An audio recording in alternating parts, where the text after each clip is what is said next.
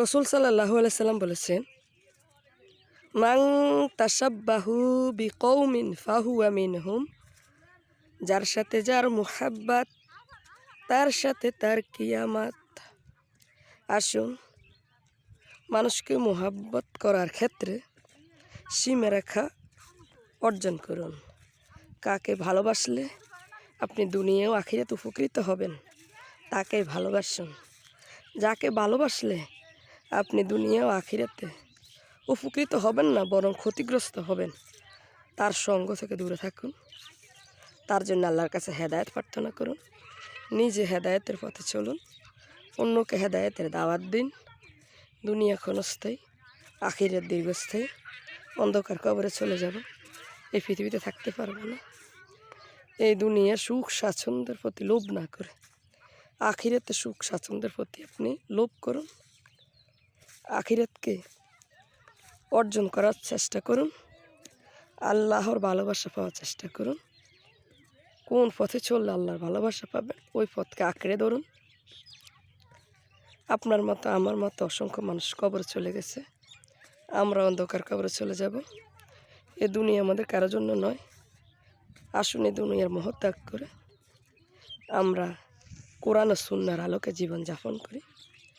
আমরা যারা আল্লাহর পথে চলে, আল্লাহর পথে দাওয়াত দেয়, কোরআন তিলাওয়াত করে, মানুষকে সহি শুদ্ধরূপে কোরআন শিখায়, মানুষকে আল্লাহ রসুলের হাদিসের সহি হাদিসগুলো শুনে আর সহি পথে চলার জন্য আদেশ ও নিষেধ করে, ভুল পথ থেকে মানুষকে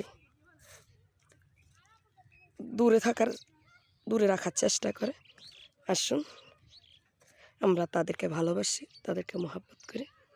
আল্লাহ রসুলকে ভালোবাসি, আল্লাহ রসুলকে মহব্বত করি। তাহলেই ইনশাল্লাহ আমরা আল্লাহ রাব্বুল আলামিনের কাছে আখিরাতের জীবনে ভালো কিছু পাবো বলে আশা করতে পারি। যেমন কর্ম করবেন তেমন ফল পাবেন। দুনিয়াতে ভালো করলে ভালো পাবেন, দুনিয়াতে খারাপ করলে খারাপ পাবেন।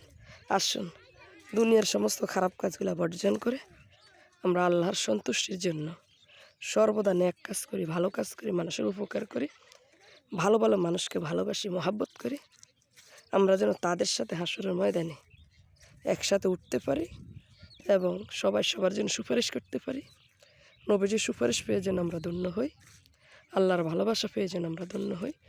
আল্লাহ রাব্বুল আলামিন যেন অসংখ্য মানুষের মধ্য থেকে আমাদের জীবনের সমস্ত ভুল ত্রুটিগুলো ক্ষমা করে, আমাদের মেহেরবানি করে, দয়া করে ওনার রহমান ও রহিম নামের উসিলে জাহান্নামের আযাব থেকে হেফাজত করে আমাদেরকে যেন জান্নাতুল ফিরদাউস বেহেশত দান করেন।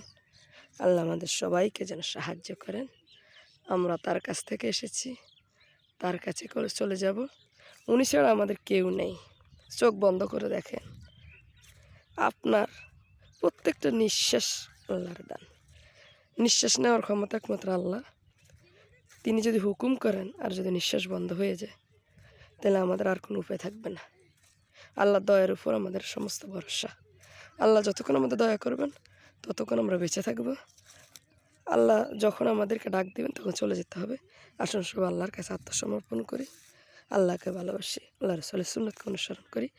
আল্লাহ আমাদের সবাইকে সঠিক পথে চলা তৌফিক দান করে দিক। আমিন, আল্লাহুম্মা আমিন।